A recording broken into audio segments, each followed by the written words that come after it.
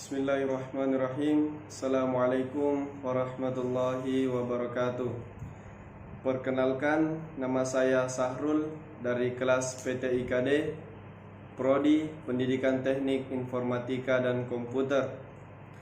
Di sini saya akan mempresentasikan mengenai pengantar ilmu komputer yang diberikan oleh dosen saya, yaitu Bapak Dr. Mustari Lamada SPD MT. Yang pertama yaitu mengenai hardware komputer. Pokok pembahasan: perangkat keras komputer, perangkat keras input atau output, proses pada perakitan komputer. Perangkat keras komputer. Hardware adalah semua bagian fisik komputer dan dibedakan dengan data yang berada di dalamnya atau yang beroperasi di dalamnya, dan dibedakan dengan perangkat lunak, software yang menyediakan instruksi untuk perangkat keras dalam menyelesaikan tugasnya. Batasan antara perangkat keras dan perangkat lunak akan sedikit buram kalau kita berbicara mengenai firmware, karena firmware ini adalah perangkat lunak yang dibuat ke dalam perangkat keras. Firmware ini merupakan wilayah dari bidang ilmu komputer dan teknik komputer yang jarang dikenal oleh pengguna umum. Perbedaan perangkat keras dan perangkat lunak. Perangkat keras adalah bagian dari material komputer. Komponennya ini mempunyai massa dan akan diinstalasi dengan obeng. Setiap perangkat keras memiliki garansi. Sedangkan perangkat lunak adalah kebalikan dari perangkat keras, yakni bagian yang non-material dari komputer seperti BIOS, sistem operasi, dan program-program. Perangkat lunak akan diinstalasikan ke dalam komputer melalui keyboard dan mouse. Tidak ada perusahaan pembuat perangkat lunak yang bisa memberikan garansi bahwa perangkat lunaknya 100% tidak memiliki kesalahan. Selanjutnya yaitu mengenai sistem komputer terdiri atas 3 bagian. Apa saja bagiannya? Yaitu yang pertama, perangkat keras, unit pemrosesan sentral atau Central Processing Unit.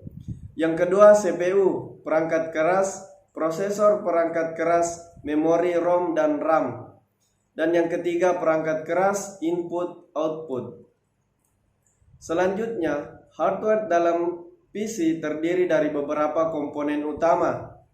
Yang pertama, CPU, Central Processing Unit, terdiri atas prosesor, motherboard, mainboard, RAM, random access memory, FGA, video graphics array card, hard disk drive, floppy disk drive, CD-ROM, DVD-ROM drive, network adapter, sound card dan speaker, power supply dan UPS, dan casing. Sedangkan yang kedua yaitu input device terdiri dari keyboard serial atau PS2 dan mouse serial atau PS2.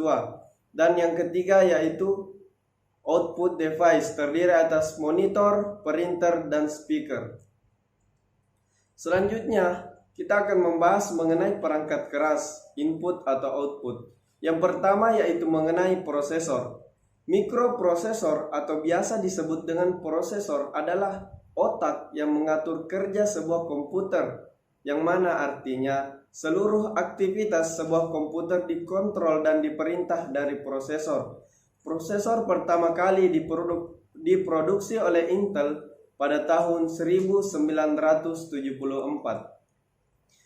Ini adalah merupakan gambar-gambar dari logo Intel dan AMD.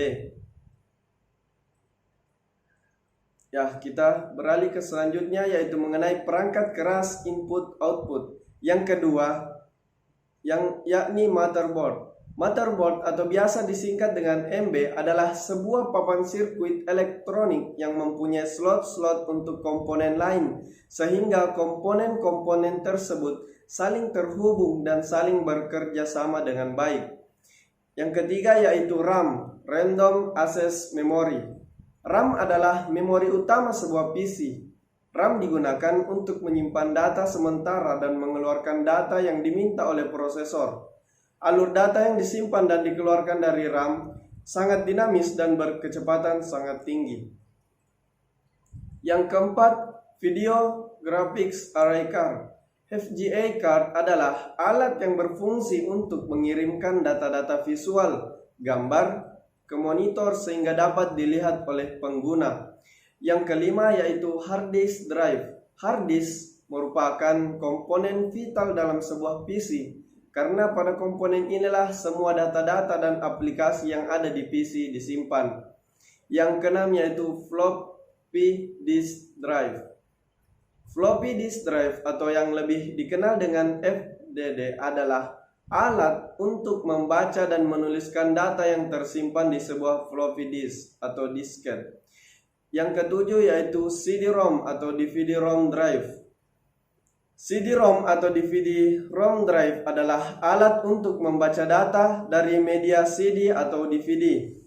Yang ke-8 yaitu network adapter. Network adapter biasa disebut juga dengan NIC atau Network Inverse Card, LAN Local Area Network Card, dan Ethernet Card.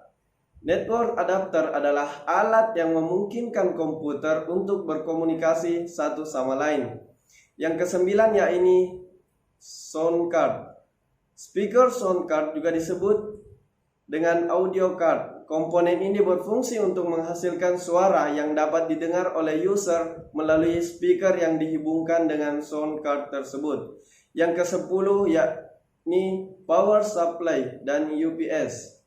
Power supply adalah komponen PC yang mengatur suplai listrik dari PLN ke komponen di dalam PC tersebut. Selain power supply, dikenal pula komponen yang bernama UPS.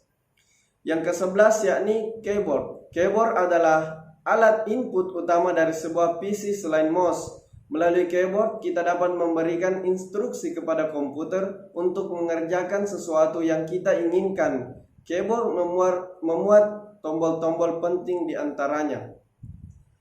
Yang selanjutnya yaitu mengenai mouse. Seperti yang biasanya kita lihat, karena berbentuk seperti seekor tikus, alat ini disebut dengan mouse. Sebenarnya alat ini adalah komponen input yang memungkinkan pointer bergerak ke segala arah. Yang ke-13 yakni scanner. Scanner adalah alat yang berfungsi untuk mencitrakan sebuah foto atau benda 3 dimensi ke dalam wujud sebuah file gambar digital sehingga kita dapat melakukan editing gambar dengan aplikasi image editor seperti Photoshop, Corel, dan sebagainya. Yang keempat yakni barcode reader. Barcode reader berfungsi untuk memasukkan data ke dalam PC dari sumber data yang berbentuk barcode. Yang ke-15 yakni monitor. Monitor adalah komponen untuk menampilkan apa yang sedang diproses PC dalam bentuk visual sehingga kita dapat dengan mudah memahaminya. Adapun dari proses pada perakitan komputer yakni terdiri dari yang pertama penyiapan motherboard, selanjutnya memasang prosesor, yang ketiga memasang heatsink, yang keempat memasang modul memori, yang kelima memasang motherboard pada casing, yang keenam memasang power supply, yang ketujuh memasang kabel motherboard dan casing, yang kedelapan memasang drive, 9 memasang card adapter, dan yang ke-10 penyelesaian akhir. Itulah yang sempat saya sampaikan, kurang dan lebihnya mohon dimaafkan. Wassalamualaikum warahmatullahi wabarakatuh.